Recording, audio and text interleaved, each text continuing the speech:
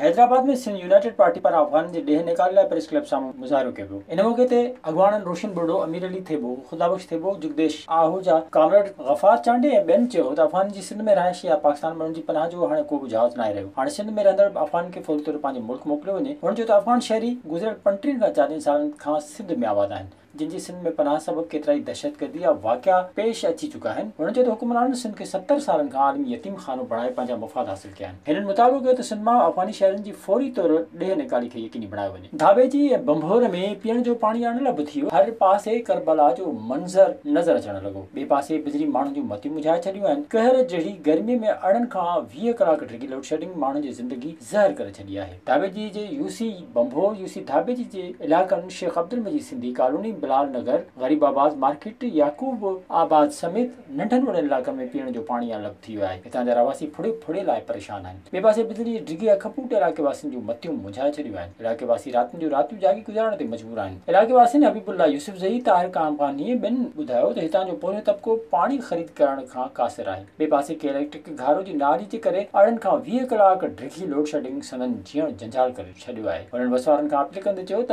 ख़ुदारा हुन ते रहम करे पीअण जो पाणी ॾिनो वञे। ओभार लॻ पंजाब जे इलाइक़े मुरीशागबर सां M5 मोटरवे ते ख़ौफ़नाक कार हादसे में हिकु औरत ऐं 3 ॿारनि समेत हिक ई ख़ानदान जा 4 माण्हू फोत ऐं हिकु ज़ख़्मी थी पियो। ओभार लॻे M5 मोटरवे ते तेज़ रफ़्तारी सबबि टायर बस थियण जे करे कार भित सां टकराइजण करे कल्टी थी पई, जंहिं सबबि कार खे बाहि लॻी वई, जंहिं जे नतीजे में हिकु औरत शरीफ़ा ख़ातून ऐं 3 ॿारनि समेत हिक ई ख़ानदान 4 माण्हू मौके ते ई फोत थी विया ऐं हिकु ॼणो हफ़ीज़ुल्लाह ज़ख़्मी थी पियो। अहिड़े वाक़े बाद पुलिस पहुची लाशनि ऐं ज़ख़्मियुनि खे सिविल अस्पताल सादकाबाद मुंतक़िल कयो। पेट्रोल जे अघनि में वाधि, बिजली ऐं पाणी न मिलण ख़िलाफ़ नेशनल ट्रेड यूनियन फेडरेशन लहरी अवामी महाज़ पारां कराची प्रेस क्लब जे आॾो एहतिजाजी मुज़ाहिरो कयो वियो। एहतिजाज कंदड़नि पारां पाणी ॾियो, बिजली ॾियो या कुर्सी छॾियो जहिड़ा नारा पिण हंया पिया। इन मौके ते एहतिजाज में शामिल नासिर मंसूर, अब्दुल ख़ालिक ज़रदान, ज़ाहिरा ख़ान, सईद बलोच, गुल रहमान ऐं ॿियनि ख़िताब कंदे चयो त मौजूदा हुकूमत पेट्रोल जा अघ वधाए अवाम जी चेल्ह भञी छॾी आहे, जॾहिं त महांगाई सबबि रोज़ानो जे इस्तेमाल जूं शयुनि जा अघ बि 100 सैकड़ो वधिया आहिनि। हुन चयो त बिजली लोड शेडिंग बि अवाम जो हाल बुरो करे छॾियो आहे। बिजली जी बंदिश जे करे केतिरनि इलाइक़नि जा रहवासी पाणी जे फुड़े लाइ बि परेशान आहिनि। हुन मुतालबो कयो त फौरी तौर ते बिजली ऐं पाणी जी सहूलियत ॾेई उन्हनि जी परेशानी ख़तमु कई वञे।